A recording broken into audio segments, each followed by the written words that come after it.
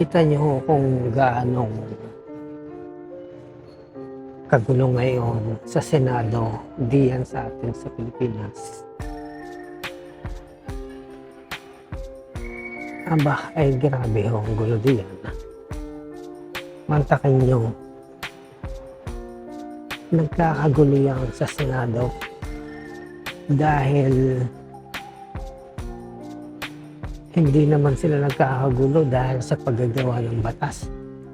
Hindi sila nagkakagulo dahil sa pagresolba sa kahirapan. Nakakahiya ho diyan.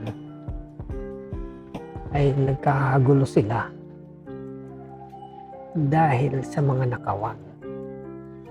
Kanya-kanya sila ng nakawan. Sino ho diyan sa nasa Senado ngayon at saka sa Congress ang walang kapintasan ng hindi nagnakaw. Yan ho ay napakalaking kahihiyan sa ang mga nabibiktima ho ngayon, lalo ngayon. Sino ho ba ang mga biktima ng mga politician ngayon? Hindi yung mga ordinaryong Pilipino at yung kaba ng bayan. Ang mga yan ho, kahit sino diyan kaibang panig,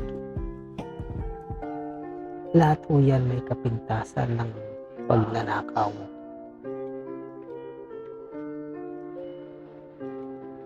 Sino ho ba diyan ang walang kapintasan ng pagnanakaw?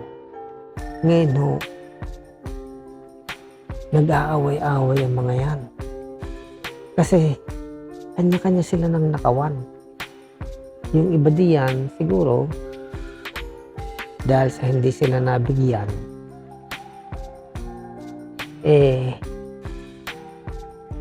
kailangan nilang i-prosecute yung mga taong nakalamang sa kanila. Pero yun, lahat ng yan, may issue ng pagnanakaw, senador, congressman, mantakan niyo yung mga yan. Kaya kung tayo mga Pilipino ay hindi nagigising at yung mga yan pa rin ang iboboto, ay nako, tandaan nyo, patuloy lang ang pagnanakaw ng mga yan. Kung hindi ho natin aalisin yung political dynasty, kung hindi ho natin hihigpitan kung sino ang dapat makatakbo sa gobyerno, ay wala hong mangyayari sa Pilipinas. Dapat ho hinihigpitan natin kung sino ang makakatakbo, kung sino makakaposisyon sa gobyerno.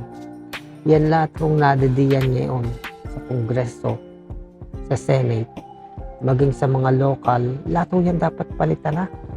Angkan-angkan ho ang mga yan diyan. Alam niyo naman ho kung bakit angkan-angkan ang mga yan diyan. Isa lang ho ang ibig sabihin yan. Kaya ho, palitan ho natin lahat yan. Yung mga naposisyon, mga nangangandidato nang may mga angkan, wag na ho nating iboto. Yun ang mga bagong individual na wala hong angkan, bago sa batas, bagong politiko, yun ho ang dapat nating iboto. Dahil ho yung mga datihan, kung ano na ho ang kalakaran ng mga yan, hindi na ho mga yan gagawa ng mabuti.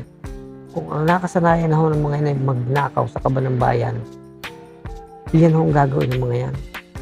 Pati ho yung mga anak-anak ng mga yan, yung mga asa-asawa ng mga yan na natakbo sa politiko. Ganyan din ho ang gagawin ng mga yan. Kaya ho, gumising na ho kayo. Huwag niyo nang iboto ang mga yan. Higpitan natin.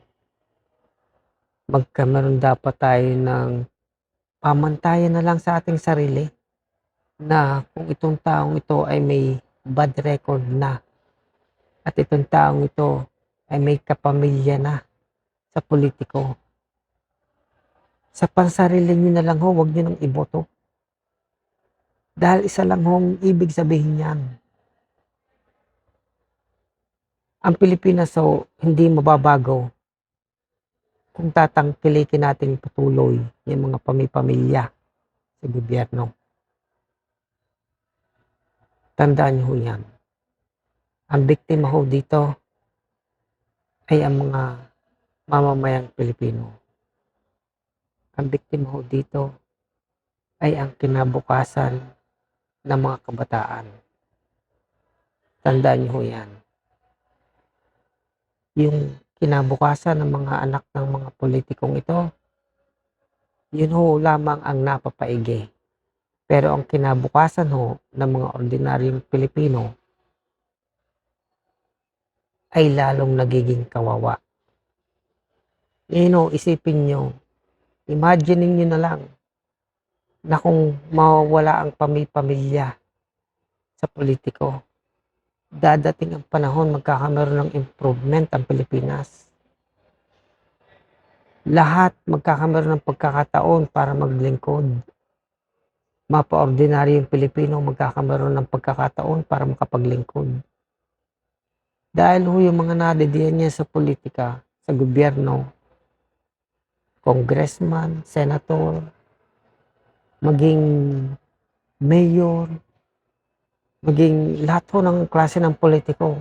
Tingnan nyo, pamilya mga yan. Alam naman ho natin kung bakit pamilya. Kaya ho simulan ho natin sa sarili natin. Magkameron ho tayo ng pamantayan sa pagboto. Pagka ho may pamilya na sa gobyerno, huwag nyo nang iboto. Pagka may masamang record na sa gobyerno, huwag nyo nang iboto. Tandaan ho natin, tayo ang magpapabago sa Pilipinas. Tayo ang magpapabago sa gobyerno.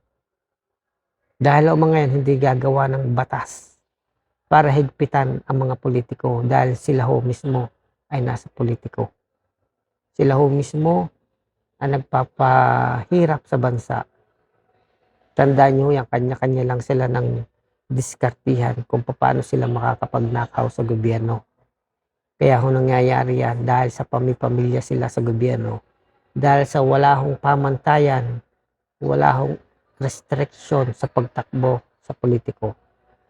Kaya ho tayo dapat sa sarili natin magkameron ng pamantayan kung sino ang dapat nating iboto. Tandaan niyo yan para sa pagbabago.